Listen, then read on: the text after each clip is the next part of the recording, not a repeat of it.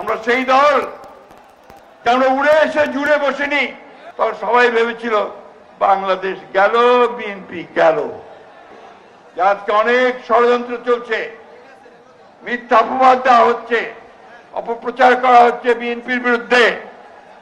BNP 47 বছর যা কিছু ভালো তা সবকিছু দিয়েছে এই বিএনপি বাংলাদেশকে। দেশ যখন শাহাদাত বরণ করলেন শহীদ জিয়া, তাকে যখন নির্মম ভাবে এই বাংলাদেশের শত্রুরা হত্যা করলো, তখন সবাই ভেবেছিল বাংলাদেশ গেল, বিএনপি গেল। চট্টগ্রামের সার্কিট হাউসে থেকে হত্যা করেছিল, কিন্তু সেই পতাকা, স্বাধীনতা সার্বভৌমত্বের পতাকা, গণতন্ত্রের পতাকা সেদিন হাতে তুলে নিলেন তারই সহধর্মিনী, যিনি কোনদিন রাজনীতি করেননি, যিনি একজন গৃহবধূ ছিলেন। তিনি পতাকা তুলে নিয়ে সারা বাংলাদেশে চারণ কবির মতো গান গাইতে শুরু করলেন, গণতন্ত্রের গান। আর সেই গণতন্ত্রের গানেই তিনি দীর্ঘ 9 বছর হোসেন মোহাম্মদ এরশাদের স্বৈরাচারকে তিনি লড়াই করেছেন, রাজপথে সংগ্রাম করেছেন। এবং এখানে অনেক নেতা আজকে এখানে উপস্থিত আছে, তারা এই সংগ্রামে নেতৃত্ব দিয়েছিল। সেই মহিষী নেত্রী বেগম খালেদা জিয়া তিনি বাংলাদেশকে বদলে দিতে শুরু করলেন।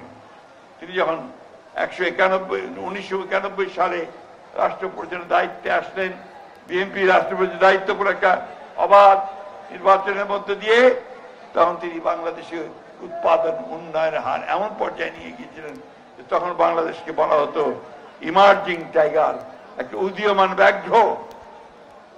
সেদিন বাংলাদেশের উৎপাদন বেড়ে গিয়েছিল, নতুন নতুন করে বিনিয়োগ হচ্ছিল, বাংলাদেশের মানুষ শান্তিতে বসবাস করছিল। ক্লাস 12 পর্যন্ত মেয়েদের তিনি বিনা বেতনে লেখাপড়ার ব্যবস্থা করেছিলেন।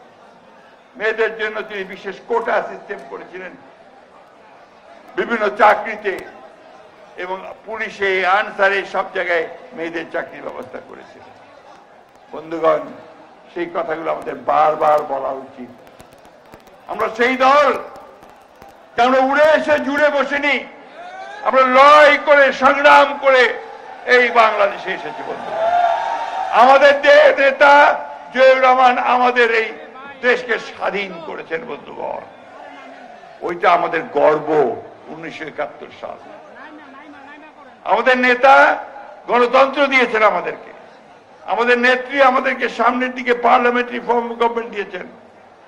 আর আমাদের নেতা যাকে পরিকল্পিতভাবে ষড়যন্ত্র করে, শারীরিক মানসিকভাবে নির্যাতিত করে 111 নিয়ে এসে তাকে নির্বাসিত করেছিল, সেই নেতা আবার সেই গণতন্ত্রের স্বপ্ন দিকে লড়াই করে আপনারা আজকে এখানে উপস্থিত আছেন। হাজার হাজার মানুষ তারা নির্যাতিত হয়েছেন, জেলে হয়েছেন, মিথ্যা মামলায় পড়েছেন। আপনারা অসংখ্য মানুষ নিহত হয়েছেন, শহীদ হয়েছেন, অথচ আপনারা দমেননি, কোনোদিন মাথা নত করেননি। আমি নিজে জানি আপনারা রাস্তাঘাট আটকে দিয়েছেন সে আন্দোলনের সময়, ঠিক না? কি সে কথা ঠিক?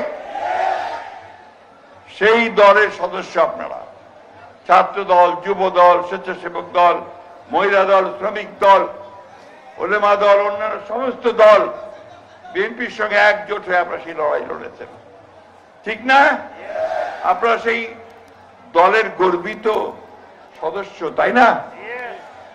আপনাদের কোনো ভয় পাওয়ার আছে?